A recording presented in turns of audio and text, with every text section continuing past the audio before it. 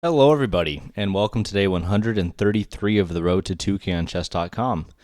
Today and tomorrow, we're going to be doing something a little bit different. Is on Saturday, November 22nd, I actually went out and played in a Arizona Team Chess Championship held on by Unity Chess, Phoenix Chess Academy, and M&B Chess Academy out here in Phoenix, Arizona. It was a 5-round tournament with teams of 4, and I went ahead and joined a team with a bunch of players from the Phoenix Chess Academy. The time control for this event was 40 minutes plus 5-second delay. And while I don't have all the times put on here, I did try and keep track. So as we go along through these games, I will kind of tell you guys the story as we go along. So I went into this tournament knowing I was probably going to be one of the lowest rated players in the open section.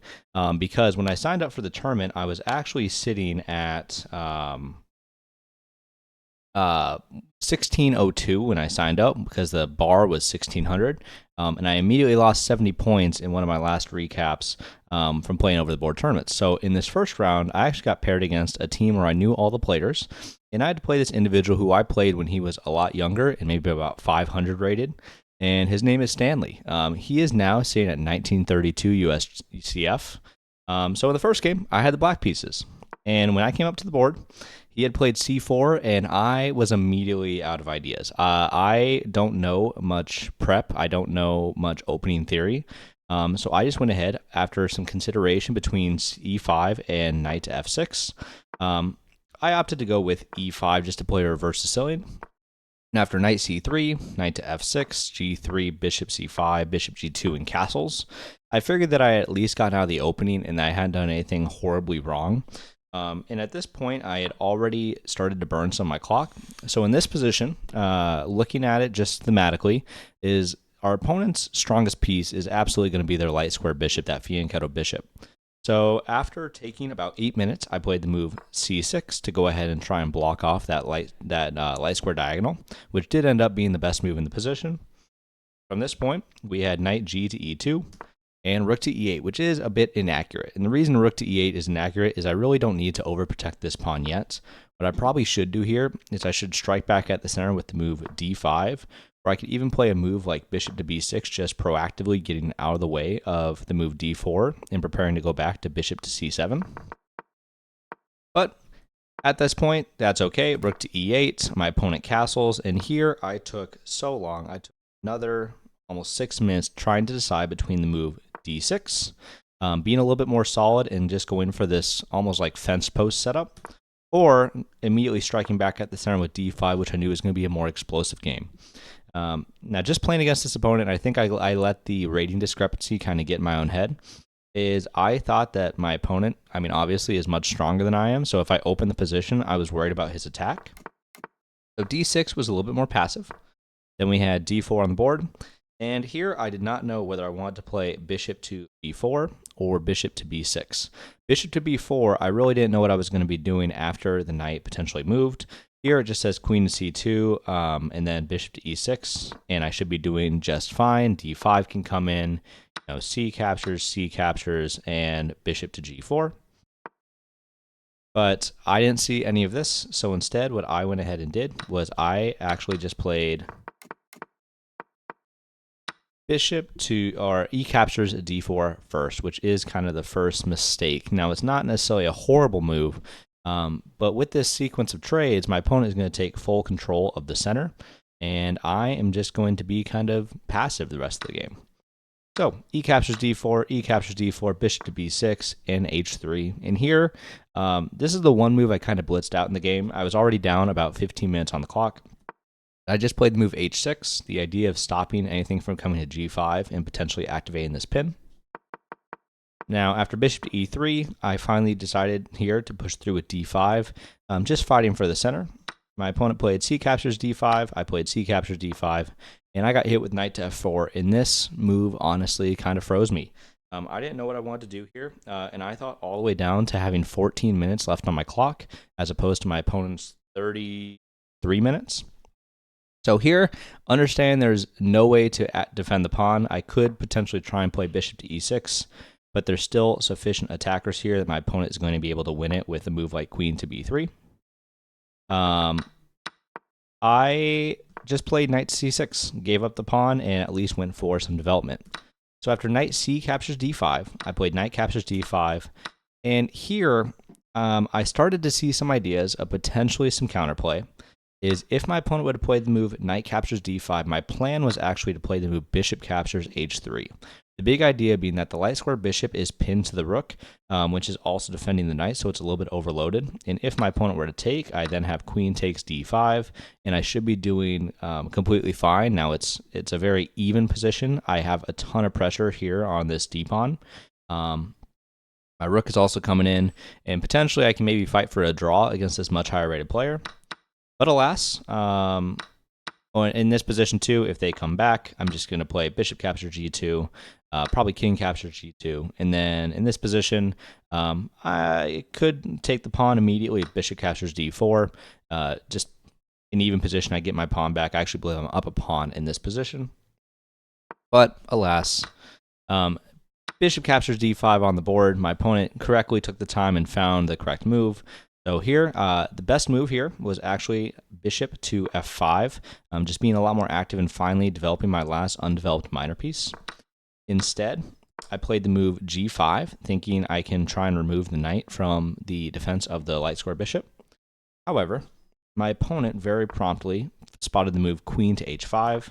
Apparently here, bishop captures f7 is the best move, with king captures f7, queen to h5, and the king is forced to go to e7 to not just immediately lose.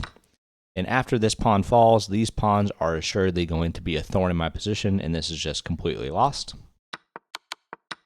So from this position, after queen h5, I found the move queen f6, which is the only move to somewhat hold on to the position.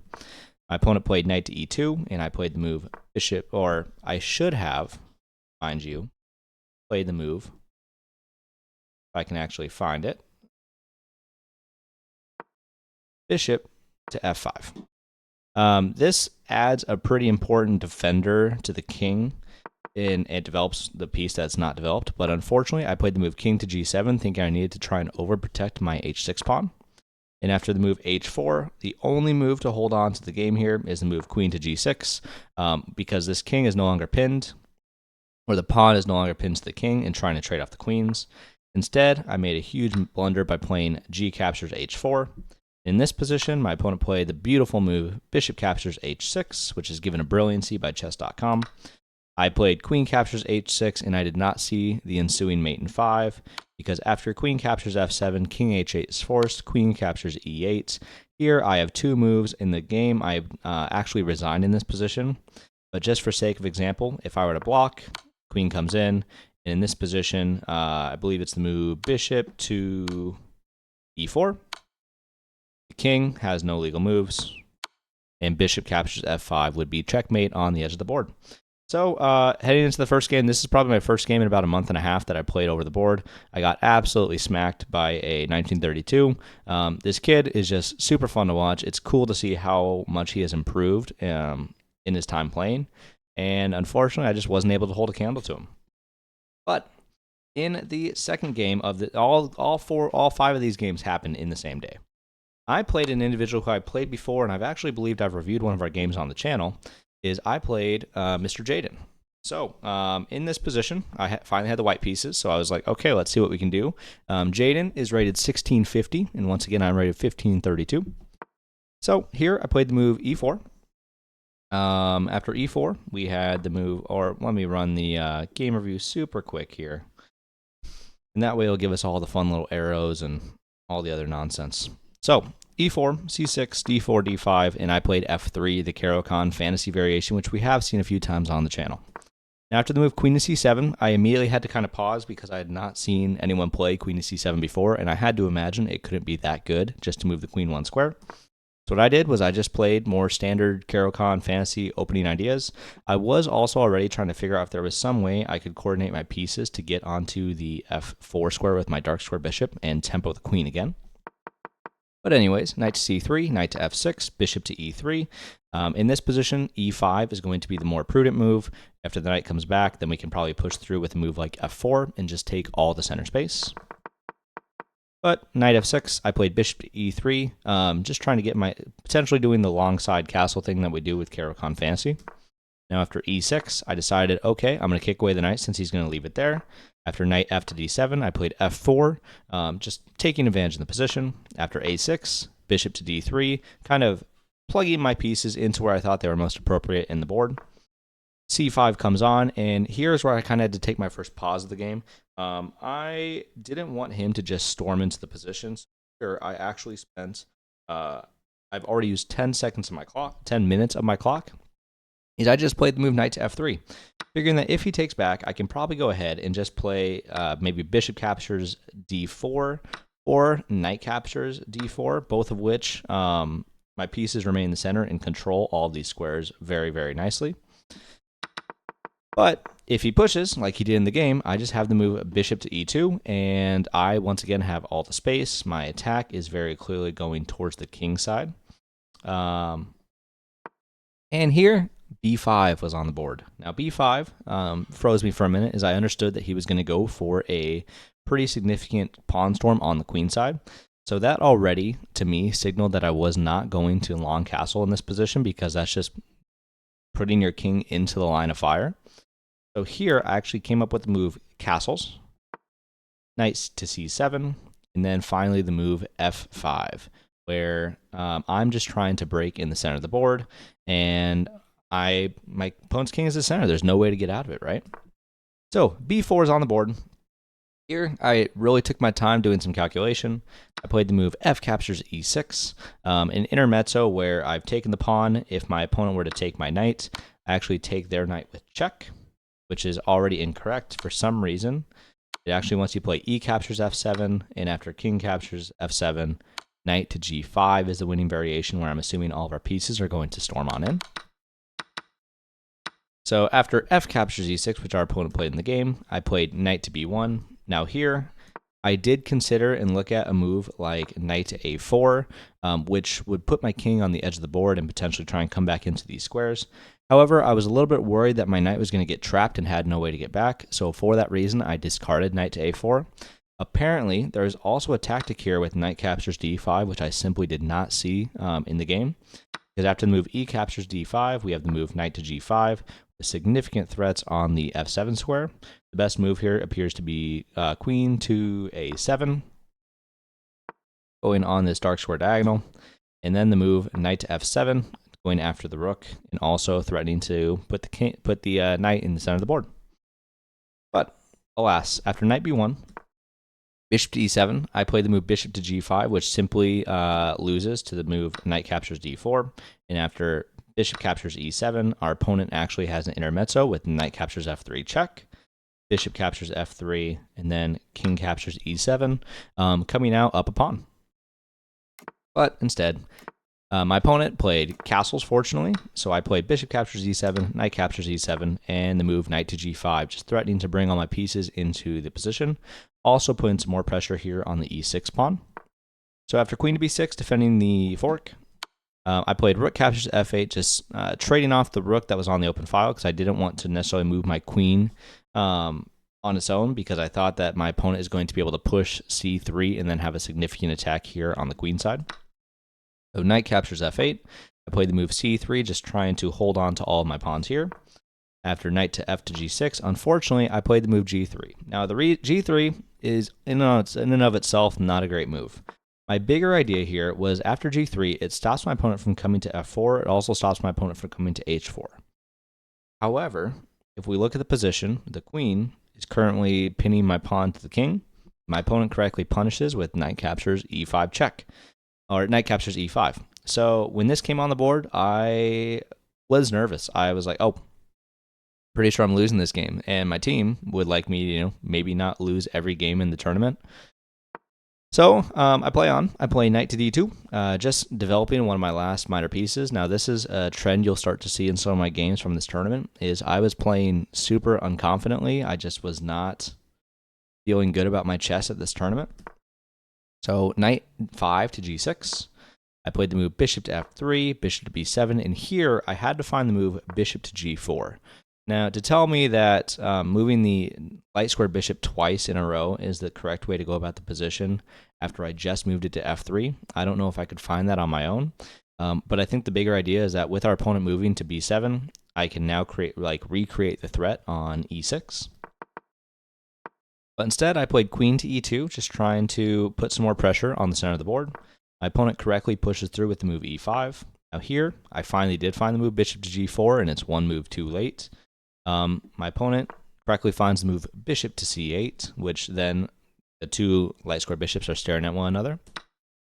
And here I found the beautiful move knight captures c4. The idea being that if our opponent were to take the bishop, I have knight captures b6, they have bishop captures e2, and then I have knight captures a8, and I'm simply up material in this position. The bishop has no more targets.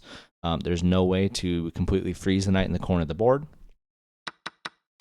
Or if my opponent were to just move like they did here, queen to c7, now I've won my pawn back. And even better is I've taken a lot of pressure off the center of the board. So here, I decided to play the move bishop captures c8 first, just taking the light square bishops off the board. Rook captures c8, and knight captures e5, just getting my pawn back. And after b captures c3, I realized that I was in a position that looked better for me. Now, mind you, I haven't been keeping you guys up to date on the times much. But at this point, my opponent had 28 minutes left on their clock, and I had minutes 50 seconds.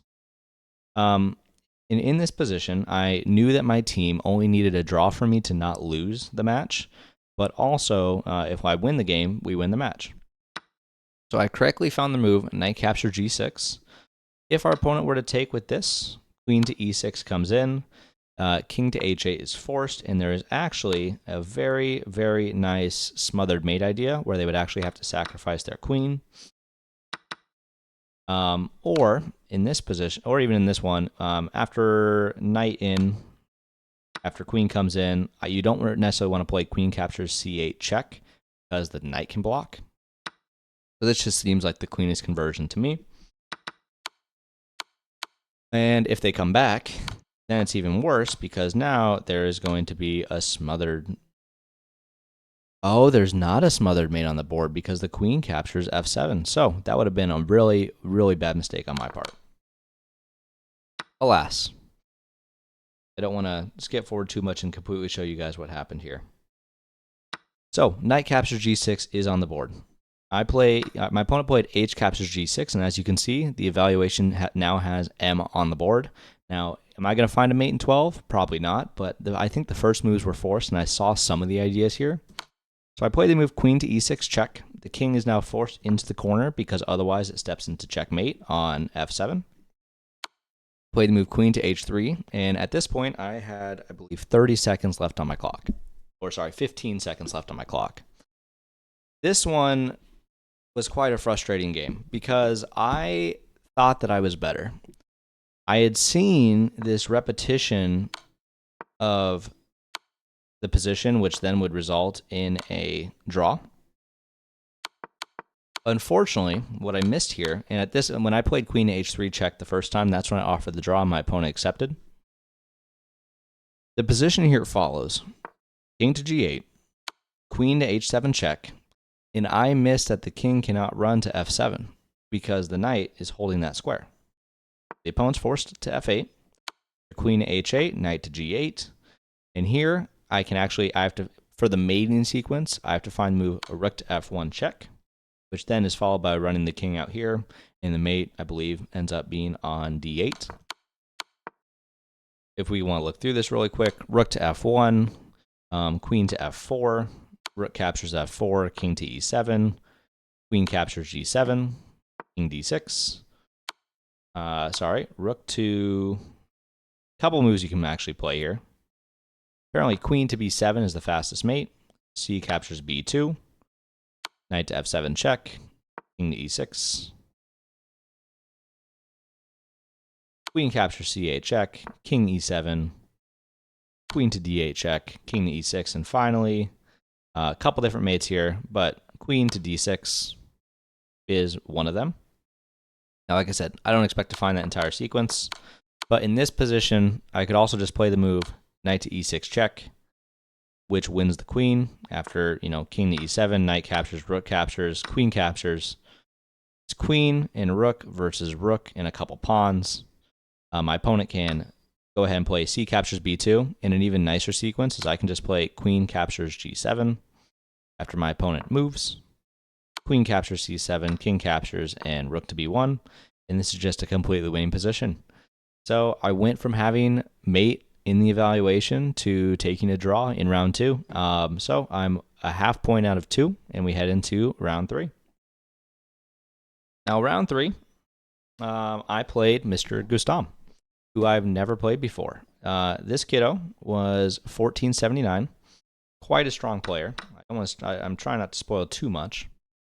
I was also very, very slow in this game as well. So he played e4. I guess we should probably look at this from my side. I played c6, d4, d5, and he played the move f3. So going into this, I was like, oh, we're playing a Caro-Kann fancy variation. I was like, how interesting, because I love this variation.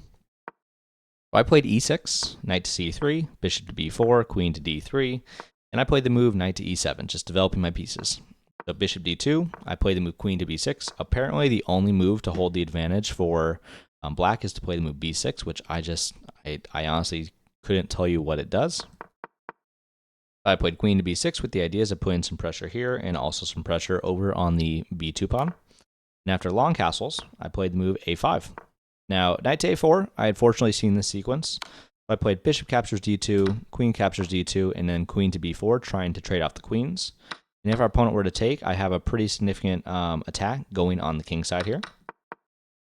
But instead, we saw knight to c3, b5, e captures d5, knight captures d5, knight captures, queen captures d2, king captures, and e captures d5. And we got in this position, and I thought to myself, I was like, I don't think I'm going to lose. The toughest part in this position is going to be eventually getting rid of this backwards pawn on the c-file. And if he checks, which he did in the game, I have bishop to e6, just developing my pieces. Now, in this position, what I missed is I really should play a move like king to d7, because I can bring my rooks to the open file and play from there. The reason I dismissed king to d7 as opposed to like a move like king to d8, which is more likely that I would have played, is king to d7 restricts both of my undeveloped queenside pieces. But bishop e6, bishop to d3 with a very clear idea of going f5. I actually thought my opponent might go f4 here, which I was going to meet with the same sequence as castles, bishop to d3, and then potentially knight to a6. And if they continue to push through with like f5, I can go bishop d7. And I thought I was doing just fine here. But castles, knight to e2, knight to a6, c3, and b4. Just trying to create some kind of passed pawn over here on the queen side. So knight to f4 comes in, adds an attack to my light square bishop, where if I get hasty here and I take the pawn, maybe I push a4 for some reason. My opponent has knight captures at e6, f captures, and then rook captures e6. He is infiltrated, the second rook will come in, and this is almost certainly dead lost for the black pieces. So knight c7 is kind of a nice rerouting move to defend the light square bishop. So rook to b1, trying to take advantage of the potentially opening file on the b file. I played rook f to b8. We have rook he1, rook to e8, g3, and here I kind of blitzed out the move g5, just trying to remove this knight. And I can't tell you guys what came over me. I did not see that he could come to h5. And even worse is I saw the fork here on f6, so I played the move rook e to b8, which did end up being the best move. But I didn't see that knight f6 check just wins the pawn on h7. So I play king g7, knight captures h7, rook to h8, just trying to infiltrate and create some attack out of losing a pawn. So after knight captures g5, rook captures h2, and my opponent blocks with rook to e2. And in this position, I had realized that I am potentially losing to the lowest rated player in the open section, which, credit to Gustam, is he played fantastically. So here I played the move rook a to h8 with the biggest idea of if my opponent wants to take my rook here on h2, I can take right back, and I am the one infiltrating on the 7th rank. Instead, what happened is he played rook to e1. I played king to f6, just trying to centralize my king, go after his pieces. We see knight captures e6, knight captures e6, and the move f4. And here I played the move rook 8 to h3 to try and force his hand to get some more pieces off the board because I figured I might be able to hold in an endgame better than I would in other things. Now, something I also told myself during the game is if the pieces fall off the board, I'm going to lose this game because being down a pawn in an endgame with correct play, especially not one that's locked pawns, is probably dead loss for the side with less pawns. So, rook captures h2, rook captures h2, and rook to e2. And here, I just made a decision to play rook captures e2, which is already probably wrong. Here, I probably should have played the move rook to h3, just continued my threats on this pawn. But I traded down into this endgame, thinking I might be able to find some tricks with the knight to get back. And also, my weakest pawn is the c6 pawn, but I don't think it's very easy for him to infiltrate in and get to this piece. So, with the king moved away to e2, I play b captures c3. We see b captures c3. And honestly, the reason it says draw already is I was below 5 minutes for a very long time in this game, and I tried to keep up on my notation the best I could. Unfortunately, I could not do it. I didn't have enough pieces to keep on top of it all, or enough time to keep on top of it all. But essentially what happened is I rerouted my knight all the way back. My opponent started to push these pawns. I came straight back. And I believe in this position, he started to bring the king. And what I did is I actually walked my knight all the way to this side of the board. I managed to win the c3 pawn. And what happened at the very end is I'm just going to make, I don't want to make a bunch of nonsense moves, but the pawn ended up on g5, and this pawn ended up on f6 with my king over here on f8. So if we imagine, we'll kind of make some different colors so people can see. My knight came in, his king was maybe here, and my knight, I guess his king may have been here, my knight was here, is I checked him, forking the king and the knight, or the king and the pawn. He continued to move his king to defend, and I went straight back with another check. And we repeated the position 3 times. I stopped the clock and claimed draw by 3-fold repetition, and we drew the game. So, 3 games down, 2 to go, and let's go ahead, let's see what's happening with game 4. Now, game 4 is also an individual that I played in the past. His name is Vishnu. He is a very, very strong player. He is sitting at 1746 now, and once again, he's another player that when I first played him, he was significantly lower rated than me, so a lot of credit to him. So I had the white pieces, so I played e4. He played c6, d4, d5, and f3, and for the 3rd time in this tournament, we have a fantasy Caro-Kann.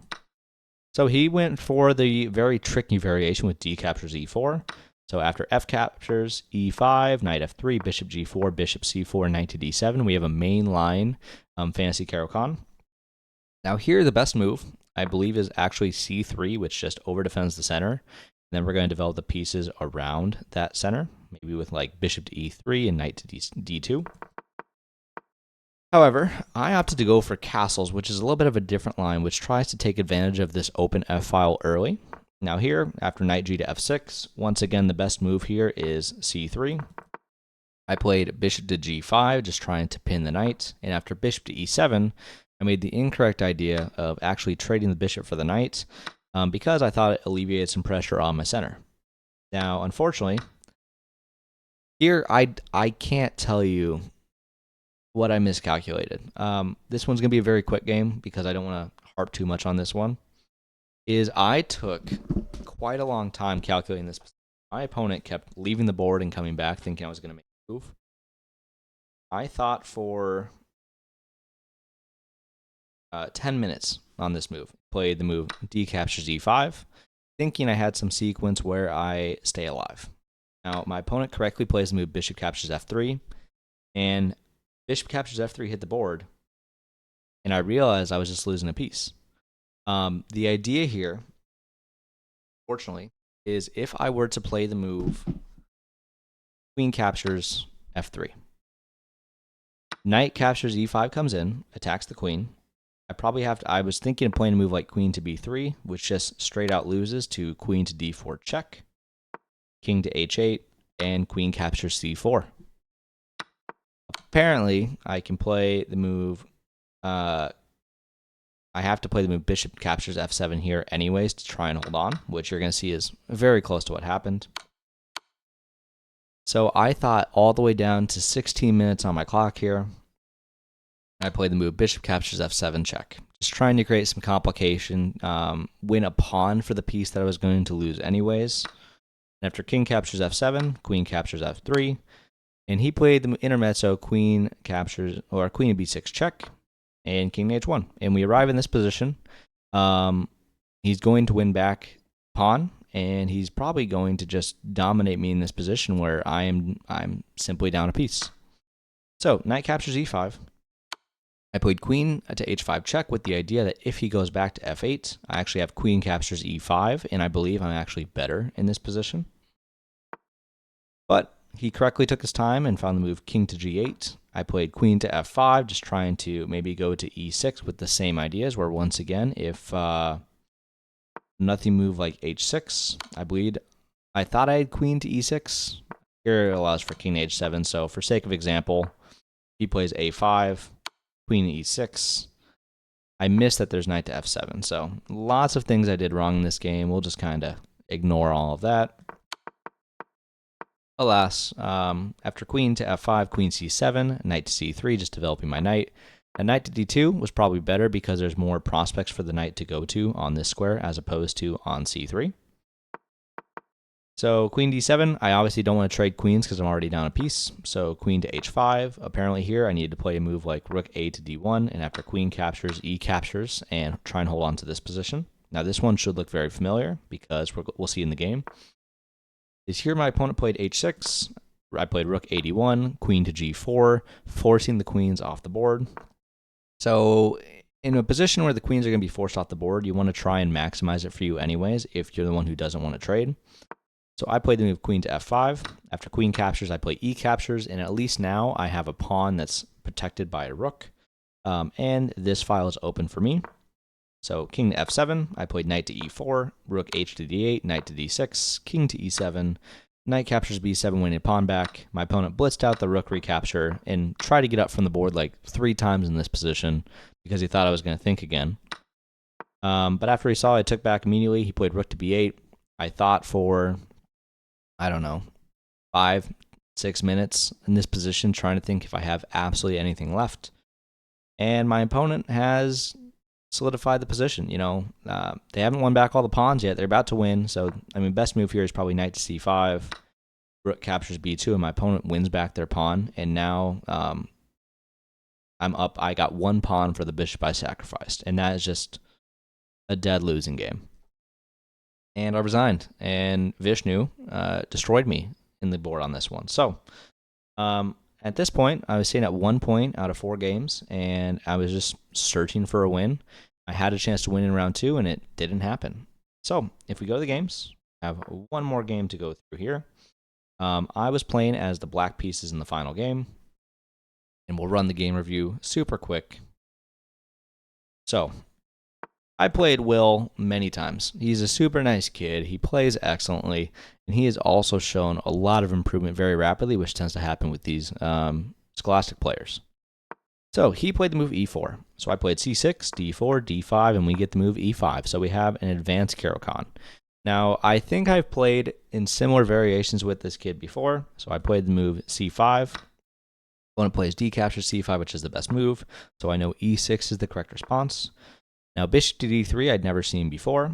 Here, I probably should have played a move like maybe knight to e7. Instead, I played bishop captures c5.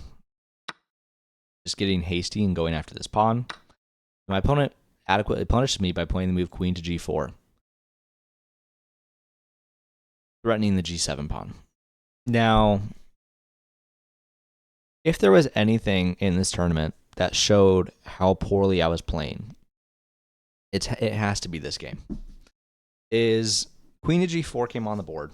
I looked down at it, and my opponent had 39 minutes and 43 seconds on the clock. It is move 6. I spent 12 minutes of my clock trying to figure out how to respond to queen to g4.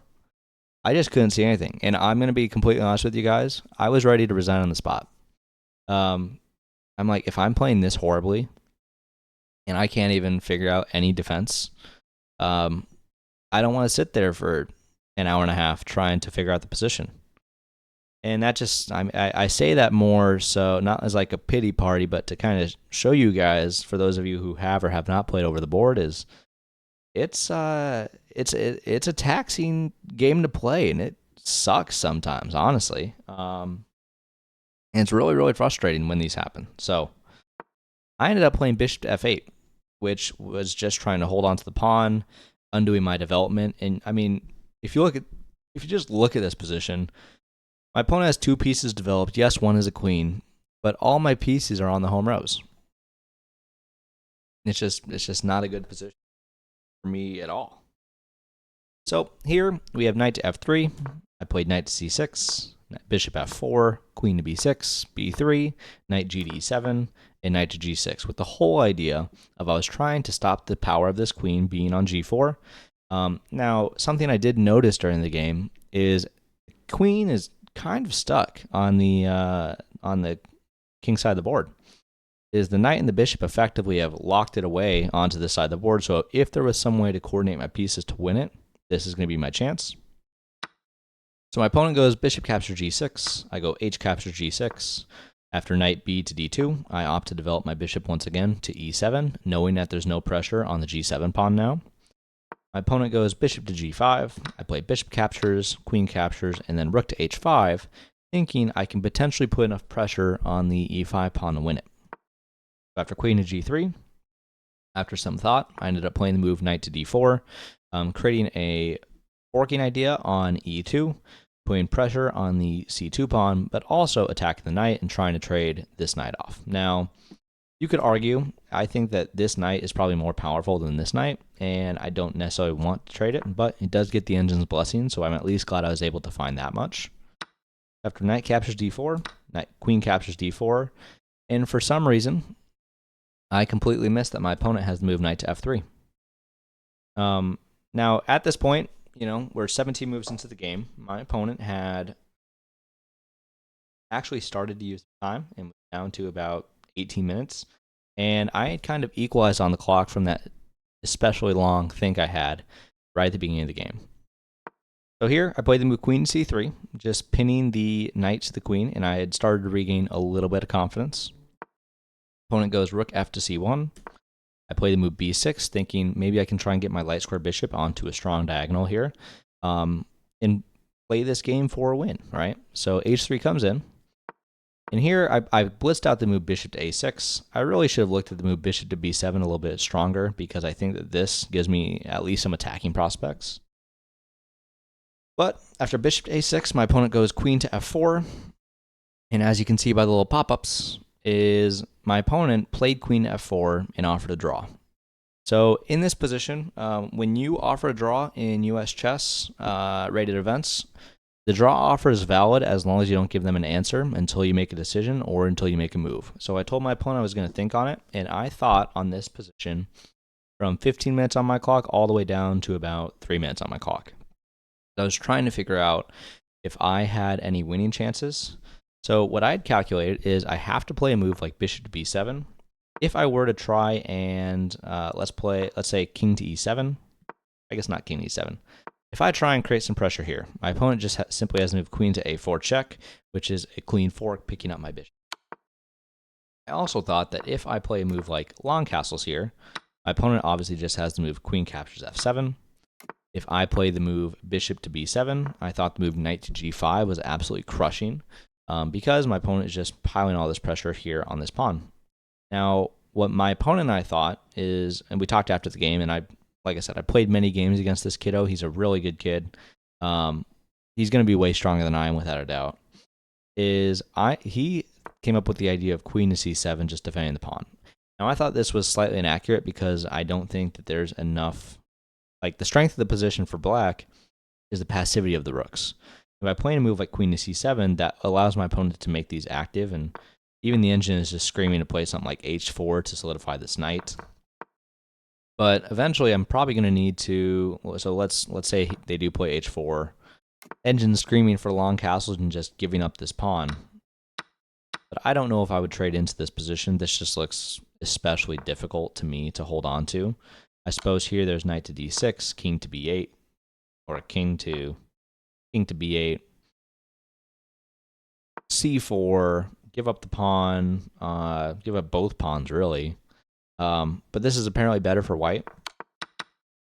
But alas, when we enter here, I didn't see a way through that doesn't put me in a worse position. So after all that thought, I did accept a draw, and that means that I went a 5-round tournament with 1.5 points out of 5, with 3 draws and 2 losses. And I don't think that I have won a single USCF rated over the board game in 2 months now. Now, I don't know how my rating has changed. I did have to play a lot of higher rated players in this tournament. So hopefully we'll see that I start to go up. But this tournament is really, I show this more so you guys can see the kind of the trials and tribulations of improvement, not only, on chess.com playing in these fun 10-minute games, but also seeing if I can continue to climb the rating ladder elsewhere. So on that note, I appreciate you guys watching. If you guys have comments for how I played or how I can improve, please leave it down below. If you guys enjoy the video, hit the like button. And finally, make sure you subscribe to the channel, and that just helps to make sure that you don't miss any of my future content. Now, on that note, I will see you guys on the next episode.